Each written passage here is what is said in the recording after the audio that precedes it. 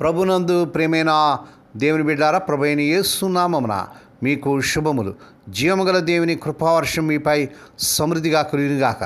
ఈ దినం అనగా జూలై నెల 24వ తారీఖు 2026 శుక్రవారం హోలీ ట్రింటీ చర్చ్ మినిస్ట్రీస్ వారు అందించు అనుదినమన్న. ఈ దిన మన ధ్యానాంశం వేడుకొనక మునిపే జాబ్ ఇచ్చే దేవుడు. వేడుకొనక మునిపే జాబ్ ఇచ్చే దేవుడు. దేవుని వాక్యం చదువుకుందామండి. యెషయా గ్రంథము 65వ అధ్యాయం 24వ వచనం. వారు కీలాగను జరుగును, వారు వేడుకొనక మునుపు నేను ఉత్తరమిచ్చేదను, వారు మనవి చేయుచుండగా నేను ఆలకించేదను. దేవుడు తన పరిశుద్ధ వాక్యం దీవించునుగాక. దేవుని బిడ్డారా, మీరంతా ఎలా ఉన్నారండి? మీ ఆరోగ్యాలు ఎలా ఉన్నాయి? మీ కుటుంబంలో అందరూ బాగున్నారా? మీకోసం మేము ప్రతిదినం కూడా భారంతో ప్రార్థన చేస్తాం. దేవుని బిడ్డారా, మీకు ఏదైనా ప్రార్థన అవసరతున్నట్లయితే దయచేసి మాకు తెలియజేయండి. మీకోసం మేము భారంతో ప్రార్థన చేయగలం. చదవబడే భాగంలో యెషయా గ్రంథం 65వ అధ్యాయం 24 వచ్చింది. వారు పిలవకమునిపే నేను ఉత్తరమిచ్చేదను, వారు మాట్లాడుచుండగానే నేను విందునని దేవుడైన యెహోవా తండ్రి అయిన దేవుడు సెలవిస్తున్నాడు. యెషయా గ్రంథం 65వ అధ్యాయం కొత్త ఆకాశం కొత్త భూమి గురించి దేవుని వాగ్దానం ఇవ్వబడింది. 17వ వచనం నుండి దేవుడు తన రాజ్యంలో జీవితం ఎలా ఉంటుందో వర్ణిస్తున్నాడు. ఇక ఏడుపు ఉండదు, మరణం ఉండదు, అన్యాయం ఉండదు. ఆ సంపూర్ణ రాజ్యంలో దేవుడు మరియు ఆయన ప్రజల మధ్య సంబంధం ఎంత దగ్గరగా ఉంటుందో చెప్పడానికి ఈ వచనం రాయబడింది. ఇది భవిష్యత్తు గురించి అయినా దేవుని స్వభావం ఈరోజు కూడా అలాగే ఉంటుంది.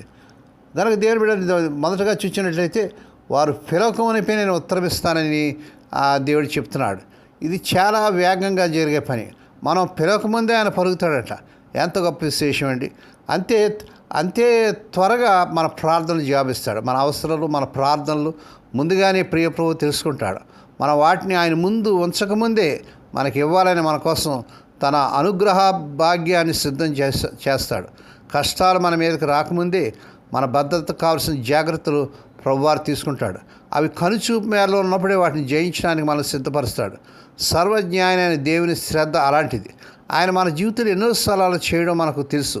మనకి ఏదైనా వ్యాధి కలుగుతుందని కల్లో కూడా ఊహించకముందే మనల్ని కాపాడటానికి మన అవసరమయ్యే బలమైన ఆదరణ మన దగ్గరకు చేరుతుంది. మన ప్రార్థన ఇంత అద్భుతంగా జవాబిచ్చే దేవుని కలిగి ఉండడం ఎంత గొప్ప భాగ్యం అండి! దేవునికి స్తోత్రం కలుగును గాక. కనుక దేవుని బిడ్డలు మనం అడగకముందే దేవునికి మన అవసరాలు తెలుసు. మత్తయి సువార్త 6వ అధ్యాయం 8వ వచనం, మీ తండ్రిని మీరు ఏమి అడగవల్లో ఆయనకు ముందుగానే తెలియనంటాడు. ఉదాహరణ, తల్లి బిడ్డ ఎడవకముందే పాలు సిద్ధం చేసింది. దేవుడు అంతకంటే ఎక్కువ ఆయన ముందుగానే చూస్తాడు, ఆయన ముందుగానే సిద్ధం చేస్తాడు. ఇది దేవుని ప్రేమ మరియు సర్వజ్ఞతను చూపిస్తుంది. రెండోదిగా వారు మాట్లాడకుండగానే నేను వింటానంటాడు. మన ప్రార్థన మొదలు పెట్టగానే దేవుడు వింటాడట. వెయిటింగ్ లేదు, బిజీ టోన్ లేదు. మనం మాట్లాడుతుండగానే ఆయన చెవి మన దగ్గర ఉంటుంది. మా కీర్తన 34 కీర్తన 15 వచనంలో, యెహోవా కన్నులు నీతిమంతుల పైన ఉన్నవి, ఆయన చెవులు వారి మరొక వెనును. ఇది దేవుడు మనకు ఎంత దగ్గరగా ఉన్నాడో చూపిస్తుంది. దేవునికి స్తోత్రం కలుగును గాక. ఈ యెషయా గ్రంథం 65వ అధ్యాయం 24 నుండి 4 ముఖ్య విషయాలు మనం చూస్తున్నాం. మొదటగా దేవునికి అంతా తెలుసు. దేని బిడ్డ, నీవు నేను చెప్పకముందే మన సమస్య, మన బాధ, మన అవసరం ప్రభువారికి తెలుసు. రెండవదిగా దేవుడు వెంటనే వింటాడు. ప్రార్థన చేసే తక్షణమే ప్రభువారు వింటాడు. మీ కన్నిటిని కూడా ఆయన చూస్తాడు. మూడవదిగా దేవుడు జాబ్ ఇస్తాడు. విని ఊరుకోడు, జాబ్ ఇస్తాడు. కొన్నిసార్లు అవును, కొన్నిసార్లు లాగు, కొన్నిసార్లు నా దగ్గర ఇంకా మంచి ఉందని ప్రభు చెప్తాడు. రెండవది ప్రార్థన ప్లస్ సంభాషణ. ఇది ఫార్మాలిటీ కాదు, తండ్రితో మాట్లాడినట్టు ఆయన చాలా దగ్గరగా ఉంటాడు. దేవునికి స్తోత్రం కలుగును గాక. దేవుని బిడ్డ, నువ్వు ప్రభువుకు మొరపెడుతున్నావా? నీ మానవులు నీ కష్టాలు ప్రభుతో చెప్పుకుంటున్నావాడా? మన ధ్యాన వాక్యంలో 2వ భాగం టెలిఫోన్ జ్ఞాపకం చేస్తుంది. దేవుడు ఆకాశంలోనూ మనం భూమి మీద ఉన్నప్పటికీ మన మాట ఆయన దగ్గరకు క్షణాల్లో చేరి ఏర్పాటు చేస్తున్నాడు. ఆయన మాట ఎంత వేగంగా మనం చేరుకుంటుందంటే మన మాట ఆయనను అంత వేగంగా చేరుకుంటుందన్నమాట. సరైన ప్రార్థన మనం చేస్తే ఆయన చెవుల్లో మనం మాట్లాడినట్టే. మన కృపామయుడైన మధ్యవర్తి మన మనను తండ్రికి వినిపిస్తాడు. అప్పుడు ఆయన చిరునవ్వుతో వాటిని ఆలకిస్తాడు. ఎంత గొప్ప ప్రార్థన అండి ఇది! రాజులకు రాజే ప్రార్థన ఇవ్వడానికి చెవునిస్తున్నాడంటే ప్రార్థనలో ఎక్కువగా గడపని వారు ఎవరండి? ఈరోజు నేను విశ్వాసంతో ప్రార్థిస్తాను, ఆయన నా ప్రార్థన వింటాడు అని కాదు, కానీ విన్నాడు అనే మనసుతో దేవుని బిడ్డ నీవు ప్రార్థన చేయాలి.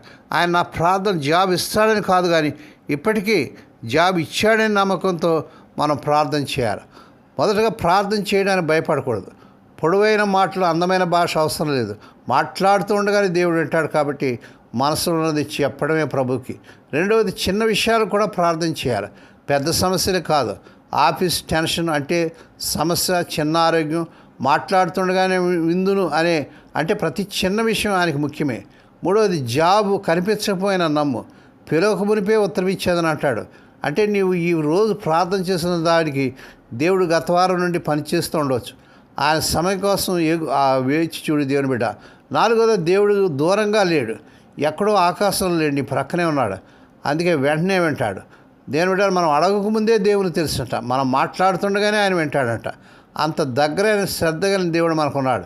ఎంత గొప్ప దేవుడు అండి, ఎంత మంచి దేవుడు అండి. కనుక మనం మరి వారు పిలవక మునిపే ఉత్తరం ఇస్తానంటాడు. ఈరోజు నీ హృదయంలో ఏది దేవునికి చెప్పాలనుకుంటున్నావు దేని బిడ్డ, చెప్పు దేవునికి. నీ బాధ, సమస్య ఏదుందో ప్రభు చెప్పు. ప్రభు తప్పకుండా మీ వేడు కొనక మునిపే ప్రభుని జాబు వేయడానికి సిద్ధంగా ఉన్నాడు. ఆ రీతిగా ప్రార్థన చేయటకు, వేడుకొనటకు పరిశుద్ధాత్మ దేవుడు మీకు సహాయం చేయను గాక.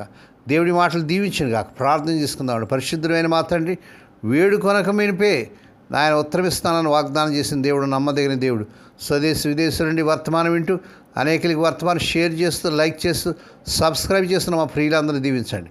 ఈ దినం పుట్టిన దినాలు, వాహ దినాలు, ఆయా శుభదినాలు జరుపుకునే బిడ్డలు బహుగా దీవించి మరొక సంవత్సరం దాకి రిటర్న్ బిడ్డకు ధరింపజేసి వారి పట్ల నూతన కార్యం జరిగించండి. రోగులైన బిడ్డ కోసం ప్రార్థన చేస్తున్నాను. ఎవరైతే సీరియస్ కండిషన్లో హాస్పిటల్ ఐసీయూలో ఉంటున్నారో, ఇప్పుడే కలవరి శిలువ రక్త ప్రభావాన్ని నాయన మరి శిరస్సు మొదలు పాదంలో ప్రార్థన చేస్తూ స్వస్థత, ఆరోగ్యం, విడుదల యేసు నామమున పడిస్తున్నాను. ఏ కుటుంబాలైతే తమ ప్రియులు నిద్రించి మరణించి దుఃఖంలో వ్యాధులు నాటి వారికి కావాల్సిన ఆదరణ తెచ్చేయండి. స్వదేశ విదేశాల ఉద్యోగాలు తిప్పబడుతున్న యవన బిడ్డలకు వారి అర్హత మించిన ఉద్యోగాలు ఈ వారంలో వచ్చిన గాక.